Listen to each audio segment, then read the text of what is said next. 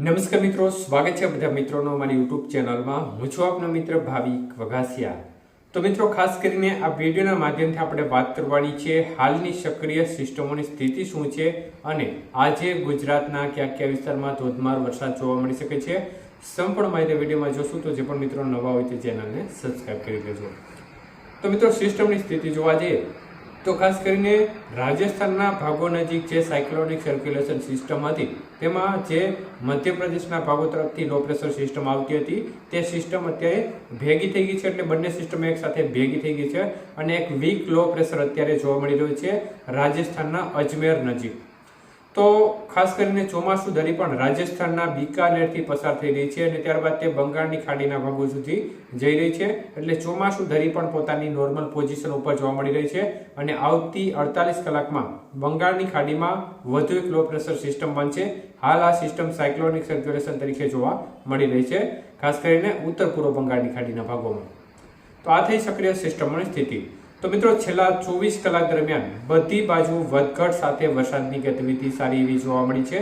ઉત્તર ગુજરાતના ભાગો છે, ઉત્તર સૌરાષ્ટ્રના ભાગો છે, મધ્ય પૂર્વ ગુજરાત હોય, સૌરાષ્ટ્રના ભાગો હોય, દક્ષિણ ગુજરાતના ભાગો હોય, તેમાં સારો એવો વરસાદ અનેક વિસ્તારમાં જોવા મળ્યો છે।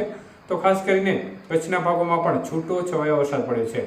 ત્યારે આવનારા 24 કલાક દરમિયાન વરસાદની ગતિવિધિ કેવી રહેશે તે વિશે વાત કરીએ તો મિત્રો, ખાસ કરીને આજથી મિડ લેવલમાં ભેજનું પ્રમાણમાં ઘટાડો થઈ રહ્યો છે, જેને પરિણામે કચ્છનો ભાગ છે અને પશ્ચિમ સૌરાષ્ટ્ર, મધ્ય સૌરાષ્ટ્ર, ઉત્તર સૌરાષ્ટ્રના ભાગો સુધી વરસાદની ગતિવિધિમાં નોંધપાત્ર રીતે ઘટાડો થઈ શકે છે।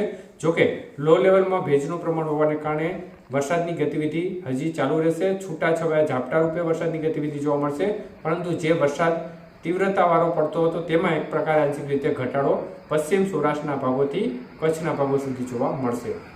તો બાકીના સૌરાષ્ટ્રના ભાગો છે તેમાં છૂટો છવાયો વરસાદી માહોલ જોવા મળી શકે છે। ઝાપટાથી માંડી હળવો મધ્યમ વરસાદ ખાસ કરીને બોટાદ, ભાવનગર, અમરેલી, ગીર સોમનાથ જિલ્લાના ભાગોમાં જોવા મળી શકે છે। વાત કરીએ દક્ષિણ ગુજરાતના ભાગોની, તો દક્ષિણ ગુજરાતના ભાગોમાં હજી પણ વરસાદની ગતિવિધિ આવનારી 24 કલાકની અંદર સારી રહેશે, જેમાં ભરૂચ, સુરત, વાપી, વલસાડ, દમણ, દાદરા, નગર હવેલી, તાપી, નર્મદા, ડાંગ સહિતના વિસ્તારોમાં હળવો મધ્યમ વરસાદ આવનારી 24 કલાકની અંદર અનેક સેન્ટરોમાં જોવા મળશે। મધ્ય પૂર્વ ગુજરાતના ભાગોમાં પણ તે પ્રકારે જ વરસાદની ગતિવિધિ છૂટી છવાઈ જોવા મળશે અને છૂટો છવાયો વરસાદી માહોલ આ ભાગોમાં પણ ચાલુ રહેવાની શક્યતાઓ છે, જેમાં અમદાવાદ, વડોદરા, આણંદ, ખેડા, નડિયાદ, ગોધરા, દાહોદ, પંચમહાલ, છોટાઉદેપુર સહિતના ભાગો છે તેમાં આવનારી 24 કલાકની અંદર છૂટો છવાયો વરસાદી માહોલ યથાવત રહેશે। ઉત્તર ગુજરાતના ભાગોમાં પણ વરસાદની ગતિવિધિ ખાસ કરીને અજમેર નજીક સિસ્ટમ હોવાના કારણે બોર્ડર કાંઠાના ભાગોમાં સારી જોવા મળે અને ત્યાં પણ વરસાદની ગતિવિધિ વધઘટ સાથે ચાલુ રહેશે, જેમાં બનાસકાંઠા, સાબરકાંઠા, હિંમતનગર, પાલનપુર, અરવલ્લી, ડીસા, મહેસાણા સહિતના ભાગો છે, પાટણ સહિતના ભાગો છે તેમાં વરસાદની ગતિવિધિ છૂટાછવાયા ઝાપટાથી હળવો મધ્યમ વરસાદ અને કોઈ સેન્ટરમાં ભારે વરસાદ પણ જોવા મળશે।